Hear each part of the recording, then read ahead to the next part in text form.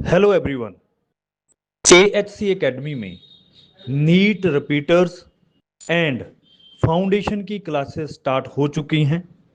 बहुत बच्चों ने रजिस्टर कर लिया हुआ है और क्लासेस अटेंड करनी स्टार्ट कर दी हैं। सीट्स बहुत लिमिटेड हैं, जल्दी से जल्दी AHC एकेडमी विजिट करें। अभी यहाँ पर ये नौजवान मेरे छोटे भाई लोग एक स्लोगन आप लोगों के सामने उन्होंने पेश किया, तो मैं आपको बता देना चाहता हूं कि यह शहर इतनी आसानी से सच्ची बात को कबूल करने वाला नहीं है। इस शहर को आसिफ साहब के साथ क्यों चलना है, इस नारे के साथ साथ बहुत खुल के बोलना पड़ेगा कि अगर ओरल वाकयात का और ज्यादा शहर में मुशाहिदा देखना है तो मुफ्ती के साथ चलो। छोले की चटनी लफड़े में डालना है तो मुफ्ती के साथ चलो। ऑडियो वीडियो और ये तमाम गंदी हरकतों को पूरे शहर के अंदर फलता फूलता देखना चाहते हो तो मुफ्ती के साथ चलो। शहर में और 500 खुदकुशियां करवानी हो तो मुफ्ती के साथ चलो। और ज्यादा फहश काम इस शहर के अंदर हो, अगर आप ऐसा कुछ चाहते हो कि ये शहर फहश कामों में मुलव्विस होता रहे तो मुफ्ती के साथ चलो। अगर तुम इस शहर को तालीम के उजाले से निकालकर बुराई के अड्डों तक पहुंचाना चाहते हो तो मुफ्ती के साथ चलो, क्योंकि अभी मुफ्ती ने हाल में तालीम पर हमला कर दिया है। तालीम पर वाकई सही बात है। मेरे दोस्त जुनेद भाई ने कहा कि पूरा बोलो, मुफ्ती मोहम्मद इस्माइल कासमी, ताकि फर्द जुर्म और चार्ज शीट मुकम्मल हो जाए, कोई कहीं गलत फहमी में मुब्तला ना रहे। शायर ने कहा था कि इल्म इंसान को इंसान बना देता है, इल्म बेमाया को सुल्तान बना देता है, इल्म अल्लाह जिसे दे उसे ईमान भी दे, वरना ये वो है जो शैतान बना देता है। इसकी रोशन मिसाल, इनकी सच्ची मिसाल हमारे शहर का अवामी नुमाइंदा है। इसकी सच्ची मिसाल हमारा MLA है। उसको कुछ नहीं समझता, तालीम नहीं समझती, अच्छाई नहीं समझती, बुराई नहीं समझती, वो सिर्फ अपने हुजरे में पैसा कैसे आएगा उसको इतना ही समझता है। इमरान राशिद ने कहा कि आप मेरे हुजरे में नहीं और कहीं पर रख दो, आसमां लाए हो ले आओ जमीन पर रख दो। एक शायर जो दुनियादार कहलाता था उसने कहा कि मेरे हुजरे में मत रखो, मगर एक दीनदार कहता है कि जितना लाए हो मेरे हुजरे में लाओ और वो खूंटी में टांग दो।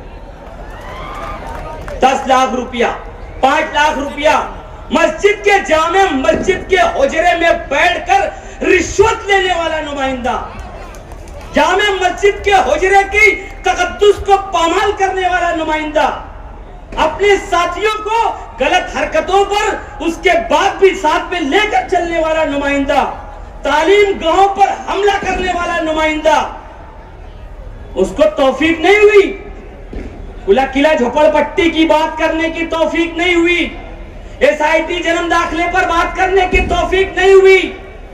उस शख्स को और वक्फ के बारे में बात करने की तौफीक नहीं हुई, SIT के बारे में बात करने की, सवाल पूछने की तौफीक नहीं हुई।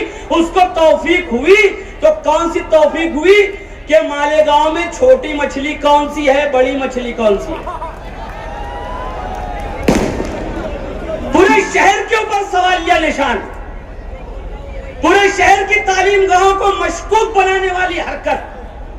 आपको पता है मालेगांव शहर में 550 घरों के चूल्हे गुज़िश्ता 15 सालों से 13 सालों से बहुत कहना चाहिए कि सिसक कर जल रहे हैं। 550 टीचर हैं, फ्री में पढ़ा रहे हैं हाई स्कूलों में, उनकी तनख्वाह जारी नहीं हो रही है, 20% पर आकर रुक गई है। और पूरे शहर को वहां पर खड़े होकर असेंबली में पूरे शहर को मशकूक बनाने का काम, पूरे शहर के ऊपर लाल निशान लगवाने का काम इन 500-550 घरों में जो सिसक सिसक कर चूल्हा जल रहा है, उस चूल्हे को भी बंद कर देने वाला काम हमारे शहर का अवामी नुमाइंदा करने जा रहा है। उसने किया, सवाल पूछा। जाहिर सी बात है, हम किसी गलत काम के साथ नहीं है, जो गलत करेगा वो भरेगा। हम किसी की हिमायत नहीं करते, मगर नादान की दोस्ती जी का जंजाल है। इस आदमी को नहीं समझा कि मेरे ऐसा बोलने से कितने दूरस्थ पता जिसके अंदर पैदा होंगे। आज फिर एक असेंबली में एक लेटर लगाया गया साहब। आज के इनकलाब में खबर है बीजेपी के एमएलए इस मौजू को उचक चुके हैं और पूरे शहर के तालीमी इदारों का सर्वे करवाने की और इनका एसआईटी कायम करके पूरे शहर के तालीमी इदारों की तहकीक करवाने की कहना चाहिए कि नोटिस आज असेंबली में दी गई है। इनको सवाल नहीं करना चाहिए वहां पर कि इनका पगार कब चालू होगा। इनको सवाल नहीं करना चाहिए कि एसआईटी की मुद्दत खत्म हो गई है, कितने रोहिंग्या मुसलमान पकड़े गए मुसलमान मालेगांव में, बताओ। इस दीनदार एमएलए को सवाल नहीं करना चाहिए कि कितने बर्मा के, कितने बांग्लादेश के लोग मालेगांव में पकड़े गए हैं। एसआईटी का टाइम पूरा हो गया है, मुझे इसके अंदर असेंबली के अंदर जवाब दो। मगर ये वो तिल है जिसके अंदर तेल नहीं है, बगैर तेल की तिल्ली है ये हमारे साथी बोल रहे हैं। अरे दोस्तों, सबसे बड़ा ओरल जो है वो अपना एमएलए है। ये ओरल एमएलए है, ये ओरल एमएलए है। इसके पास सिर्फ मुंह का भांडवल है, ये सिर्फ मुंह से बोलता है। ओरल एग्जाम बोलते हैं ना अलीम भाई, जबानी इम्तिहान, वो उसको समझ जाएगा मैं क्या बोला हूं, मगर मैं लोगों को मतलब तो दूसरा बता दूं। सिर्फ जबानी जमा खर्च, सिर्फ मुंह का भांडवल। दोस्तों, जितने एमएलए इस शहर के अंदर आ हुए हैं, एक बार भाई मैं बहुत अहम बात बता रहा हूं, सुनो।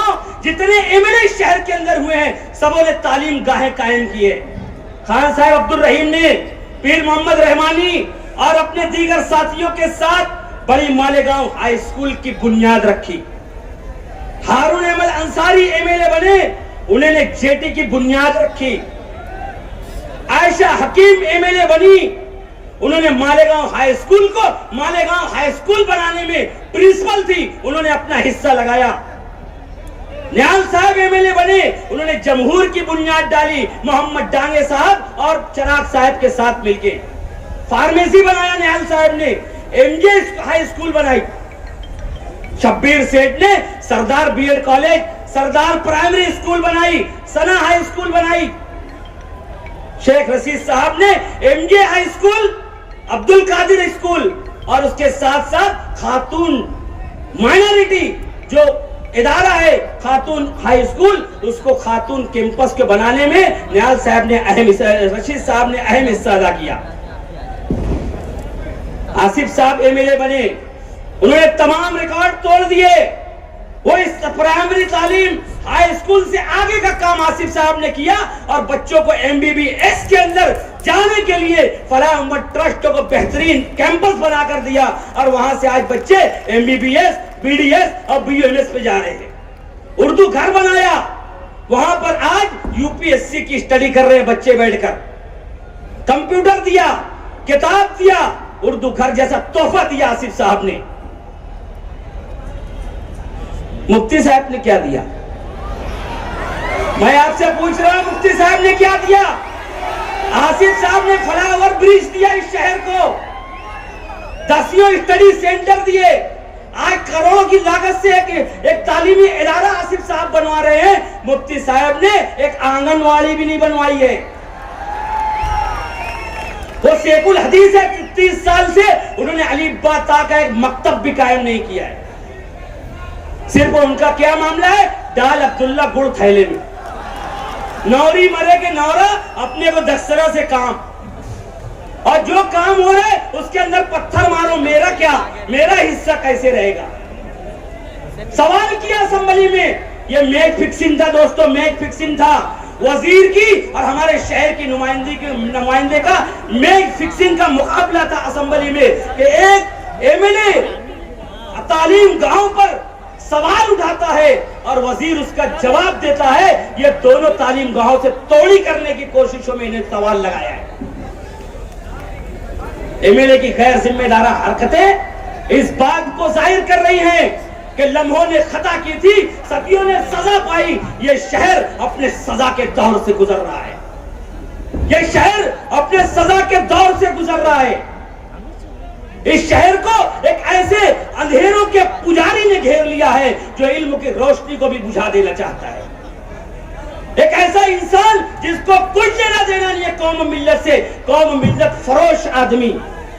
इसकी पुरानी आदतें हैं पुलिस की, इंतजामिया की और ऊपर के लोगों की चापलूसी करना और शहर की कमजोर वर्ग को उनके सामने करना ताकि उस नस को वो दबाते रहे।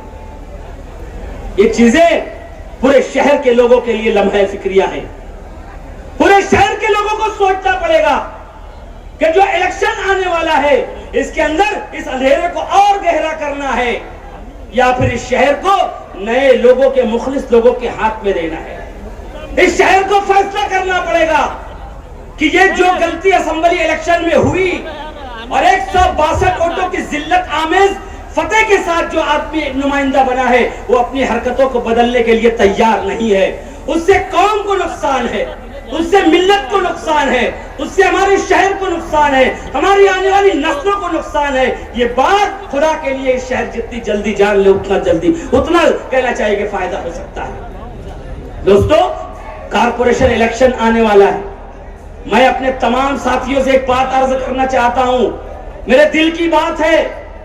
मैं देख रहा हूं कि पूरे शहर के अंदर हमारे जो लोग हैं बहुत पुरजोश है कारपोरेशन इलेक्शन को लेकर। एक एक वार्ड में हमारे पास 10-10 उम्मीदवार हैं, इच्छुक उम्मीदवार हैं। मगर उसके साथ साथ मुझे खौफ है कि अगर किसी को टिकट नहीं मिला तो खुदा न खास्ता वो नाराजगी का इजहार न कर दे। अगर आपको इस शहर के अंदर आसिफ साहब को कारपोरेशन में इज्जत से नवाजना है, अगर हमें कारपोरेशन में इस्लाम पार्टी का झंडा लहराना है, तो जितने इच्छुक उम्मीदवार हैं, चाहे आप में तो मौजूद हो या मैं क्यों ना हो, हमें कहीं ना कहीं इस बात पर आमादा होना पड़ेगा कि आसिफ साहब जिसको टिकट दे देंगे हम उसको चुन के लाने के लिए तन मन धन एक करते हैं। आसिफ साहब की जबान से निकला हुआ लफ्ज आखिरी फैसला रहेगा हमारे लिए और हम अपनी इस्लाम पार्टी से कोई गद्दारी नहीं करेंगे, कोई नाराजगी का इजहार नहीं करेंगे। हमें टिकट मिला भी तो इस्लाम पार्टी का झंडा लहराएंगे। कारपोरेशन में टिकट नहीं भी मिला तो भी आसिफ साहब के कांधे से कांधा मिलाकर हम खड़े रहेंगे। सब रास्ते मकसद से, मोहब्बत के भरोसे मंजिल को पहुंच जाते हैं। हिम्मत के भरोसे, इखलास और सदाकत से किया जाए तो हर काम हो जाता है अल्लाह की नुसरत के भरोसे। मेरा लीडर आसिफ शेख रशीद है, उसके साथ अल्लाह की नुसरत, अल्लाह की मदद शामिल है, आप तमाम लोगों का हौसला शामिल है। उस पर मैं आप लोगों को शुक्रगुजार हूं।